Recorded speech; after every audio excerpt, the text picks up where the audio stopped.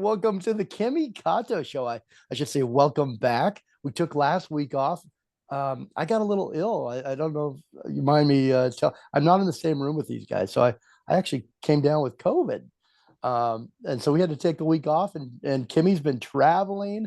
So happy to see you again, Kimmy. I'm glad that we're in different towns and cities. I'm glad uh, you recovered. yeah, I I did. didn't I think did. anybody got COVID anymore, but I'm glad that you're okay because when I heard you got COVID, I was like, wow, are you, of all this time. I know. So listen, this is a real quick story. We went to a pitch meeting for a Hmm. film Hmm. and it went amazing. But I was in the room with four people very close in a little boardroom. And both of us that pitched the movie, we got home on by Sunday, we were both ill. My And it just goodness. took me down, but I'm back. And I'm so I'm happy sure. to see you. I'm glad to be back. I am back in LA now, the Yeah, I sunny, see that. wonderful LA. Although even though I love being in Tokyo, I'm glad to be back. Yeah, it must feel good. Both places are home, but when you come home to LA, there's nothing Yes. like that feeling. I know what you mean. Hmm. Well, you were gone a little over a month, weren't you, Kimmy? About a month, actually, just under a month. Okay. But it was really good. It just gone in a flash. Well, you've got an amazing guest lined up for us today. I just want to remind everybody that you are actually listening to the Kimmy Kato Show. Kimmy invites you every week to a captivating exploration of Japanese pop culture. He and I dive into the colorful realms of Japan's music, anime, fashion, film, and cuisine. And today's guest, you really outdone yourself. I'm going to let you do the honors. Yes, we do. Yes, we have an amazing guest today. He is an American-born, multi-gold and platinum certified million seller singer-songwriter producer. He is the first non-Asian male artist to perform two 47 prefecture hall tours. That basically means he's toured every single state in Japan twice. He has even performed at the Budokan, which is one of the most prestigious venues in Japan. He is with us right now. Please welcome on the Kimi Kato Show, Chris Hart. Hey, nice to Woohoo! see you. Yay. Nice to We be got a here. big audience here. They're Thank clapping. you for having me. Hi, Chris. It's so great to see you again. Great to see you again. I'm just getting back to using English again now, so I'll reset for a second here. We had Jeff Miyahara on our show the other day and was Yes, I talking saw. about you. Yeah. So we decided to have you come on our show and talk about Jeff actually Yeah, from yeah. your side of it. But yeah, Yeah, give us the before real story on yeah, Jeff. exactly. Oh, well, if you really want to know what happened. Hold on, I'll stop. We'll stop the recording.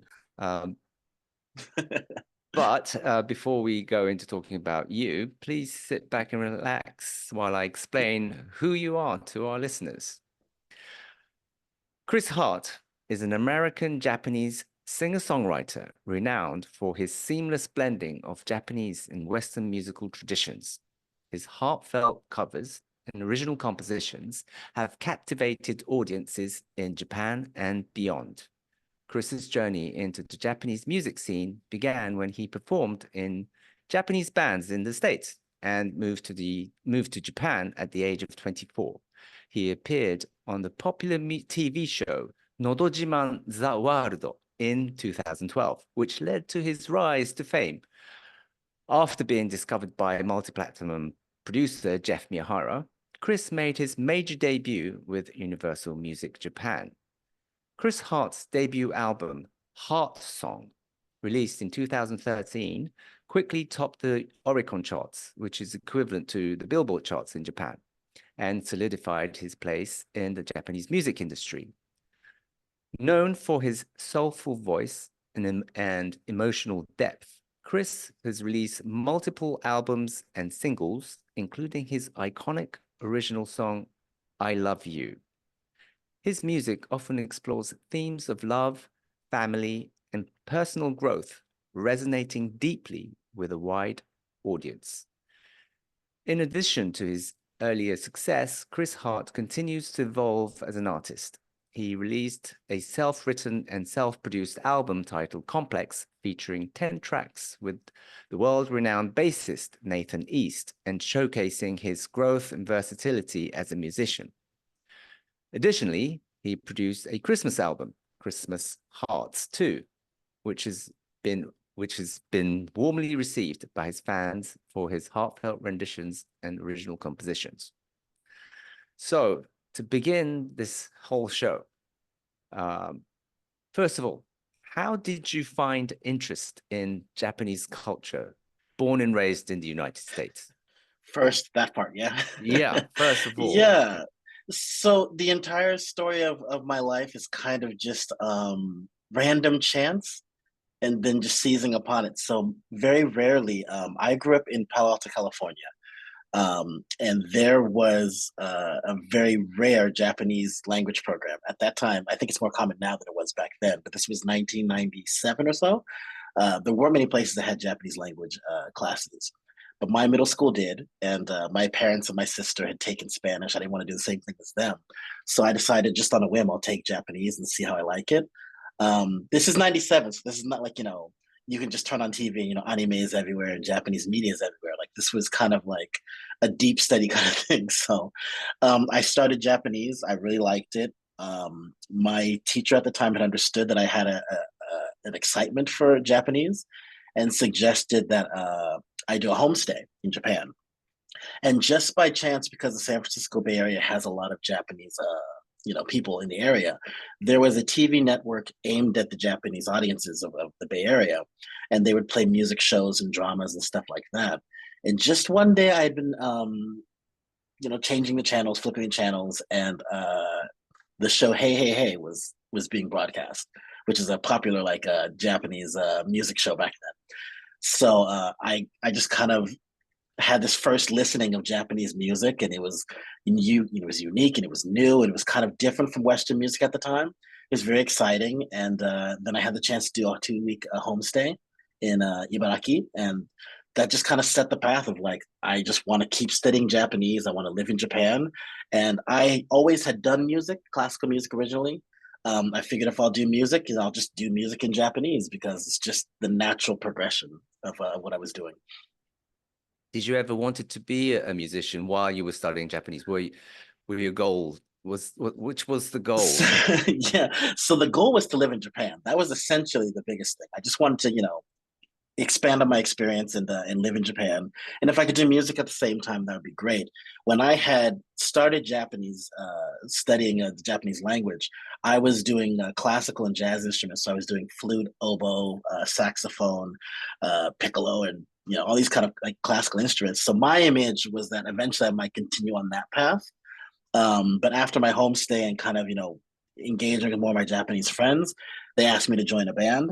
And I didn't play guitar at the time. So they're like, why don't you sing? So singing just kind of became the thing, and then just kept going along that path. So I think what people don't understand is that they think that I came to Japan and started singing in Japanese from there. Right. But since about 16, I've always been singing in Japanese, even in the States when I did bands. Wow. Wow. So when did you know, or when did you find out that you could sing? When you were singing in the shower? That was kind of my thing. Is my mother was a singer, my dad played bass. They both have musical, influence in them. I knew I could harmonize, I knew I could sing, but I was not a very outgoing, confident child that wanted to be the star of everything. In my image, I was always in the background. So I would be kind of like the background singer playing guitar kind of thing. That was always what I thought would be kind of like my path, is just kind of secondary. But my friends had said, we need you, if you want to be in the band, why don't you try singing? And they thought I had a good voice, and I appreciated that. And it was more out of necessity than anything else. The rarity of that kind of endeavor of being a non-Japanese person performing in Japanese in the United States is that it's hard to find bandmates. It's hard to find vocalists. You need someone to sing. So if you can sing. It's kind of like the necessity there. So I was really only singing because there was no other vocalist that I knew who could do it. That Chris, how were you guys received? Sorry, Kimmy. No, go ahead. Received in San Francisco with your band. Yeah, it's a weird thing. It was very natural. The common thing was to find a venue to play. We would play at, regular clubs and everything in the San Francisco area. And the general theme was just, Asian themed, music nights kind of things where a lot of Asian bands would get together. So, my bandmates were Asian. I just happened to be the vocalist who wasn't, but it was very common that we would go to these, themed events for Asian bands, or we'd, occasionally play at like maybe like an anime festival. It was very natural. I never really got any like kickback about it. There was nothing unusual about it. It was just kind of like, wow, he's singing in Japanese, and that was kind of the end of it. It's interesting. I was just watching this interview with Darius Rucker, remember Yeah, Hootie and the Blowfish, and how yeah, he broke into country, and everybody told him it could not be done. And I yeah. think the similarities in a way with you, started Palo Alto, you moved to Tokyo, and you sing in Japanese and English. But was there like that? Was there a barrier, or were you one of the first to break through and Um, and yeah. you know do what you Not do? necessarily a barrier. I think it was just uncharted territory. So it's just kind of like, oh, the novelty of this black guy singing in Japanese is interesting. That's Yeah. cool. Does he have the audacity to believe that he can go to Japan and be an artist? I think no one. I think what helped me from feeling that barrier was that I never expected that either. It was a goal. Like if it could happen, that's great. We had occasionally done some auditions for labels and things. If we could do that, that'd be great. But I'm not, so audacious to think that it would absolutely happen. So it was just, I'm having fun singing in Japanese. This is, if this is the level at which it stops, that's fine. I'm just gonna keep enjoying it. So there was never this sense of like, hey, you can't do that. Stop that. What are you doing? But there was definitely this idea of like, well, nobody's ever done it before, so this is very unlikely. But things gradually changed. I think around 2005 or six, when the band Monkey Magic became kind of popular. So there was kind of, two non-Japanese vocalists with two Japanese musicians that kind of opened up the door to like, oh, there could be non-Japanese people in the pop industry. And then Jero came, which is a Japanese, he's quarter Enka singer. Japanese black enka Yeah. singer. So then he was like, in hip hop attire and doing enka. So then it was like, oh, okay, so you can have a black person singing Japanese in the media business. So this is not unusual. And because both of them opened that door for me, it then became a thing like, well, then, you can have a black J-pop singer. This is not unusual. We've seen this before. So it was just a weird kind of flow, a natural flow of people opening doors at the right time. That then kind of made it possible for me to just kind of walk through and not have that barrier in front of me. That's an amazing story. Were you Very in lucky. Japan at that time? Were you in Japan? I came to Japan right around I think the time that Jero debuted. I think around Oh, okay. 2007, 2008. So when he was, on TV, I was still, I went to Japan initially on a working visa for a vending machine company. So I was traveling Incredible. the country and repairing, vending machines and installing vending machines, just doing what I needed to keep a visa. But then also at the same time doing music, with friends and bands, people that I met. And that was actually the first time I started singing English because friends in Japan were like, "You're black, you can sing Stevie Wonder, right?" So it was kind of like a complete reversal of things that I'd done up until then. But Jiro was big at that time. Monkey Magic was still big, was still doing their thing at that time. I'm sure they still are too. But it was it was this kind of peak of like, oh, there's an international face of J-pop now.